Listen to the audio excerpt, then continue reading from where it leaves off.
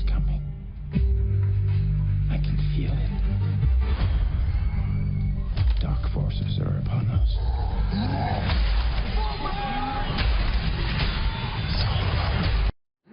Well, fresh off of a record-setting debut in China, Universal Pictures' Warcraft hits theaters here in the U.S. this weekend, where the sentiment is the opposite. Critics here giving the movie underwhelming reviews, projecting a moderate $25 million this opening weekend. In the Foxlight Host, Michael Tammero joins me now with more on that. Interesting, so big in China, and we're seeing horrible reviews in the U.S. Well, historically, the game is very popular in China, as well as the genre.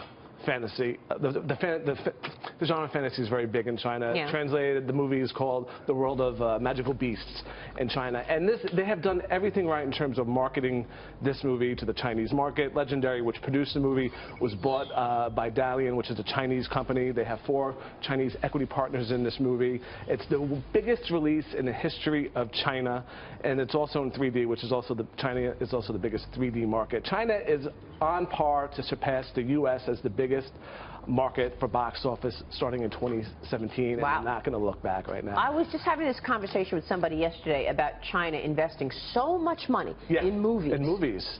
That's what I know. They want to get a lot of money out of China. That's why they've been buying up hotels. But I didn't realize they were also buying up, investing in movies and movie companies. Yeah, they're becoming a huge player in Hollywood, and it's going to affect what we see and how we see it for years to come. You know, what's also interesting about this movie is it's selling itself on brand alone. There are no real bankable stars. There's no Tom Cruise, no Jennifer Lawrence.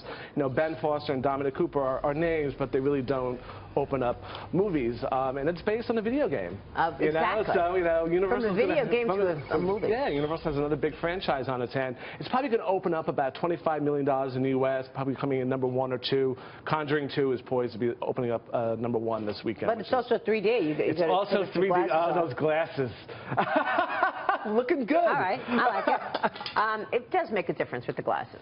It does. Let me get your take on the Game of Thrones. Season 6 finale set to be the longest episode ever. They just announced the final 2 episodes. How are they going to keep viewers interested? I know. People can't get enough of the show. And I tried, Maria. I've tried 3 times to get into the show, and I just can't seem to do it.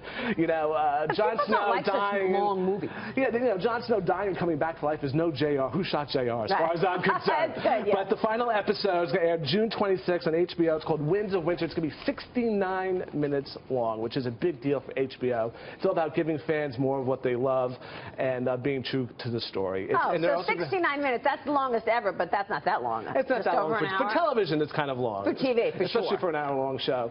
And it's going to have the biggest battle in the history of the show, apparently. Oh, okay. Yeah, so a lot of hype going into it. A lot of hype going into it. What are your expectations?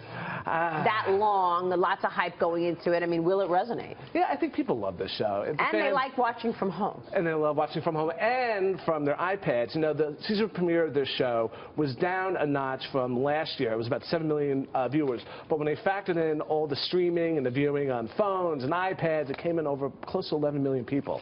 So, but we want to know what fans, you know, are looking forward to with the season finale. So you can tweet us at Mornings Maria and let you know what you think. Yeah, I do want to know anything on tap that you think is particularly interesting for this weekend. What should we go see this weekend, Mike?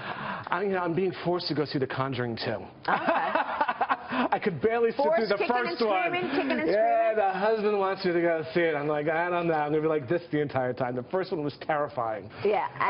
Okay. Well, I mean, now we're really, headed into the summer. Yeah. I mean, it feels like summer today, by the way. In the full swing of the summer movie business. Yeah. And they're down about 4% from last year. We talked a little bit about that last week.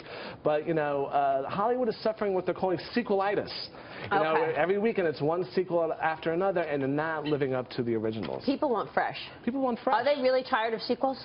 You know, if the movie is good, they'll go to it. I think the sequel has to be good. That's the whole thing. When you look at, you know, some franchises that have been done completely right, whether it's like The Lord of the Rings or Jurassic World, you know, people can't get enough of it. Yeah, for sure. All right, Michael. Good. You gave me a lot of things to think about. All right. Michael Tammero. My Maria. We'll see you later. And tweet us at Mornings Maria. Yeah, exactly. Mornings Maria. You know that.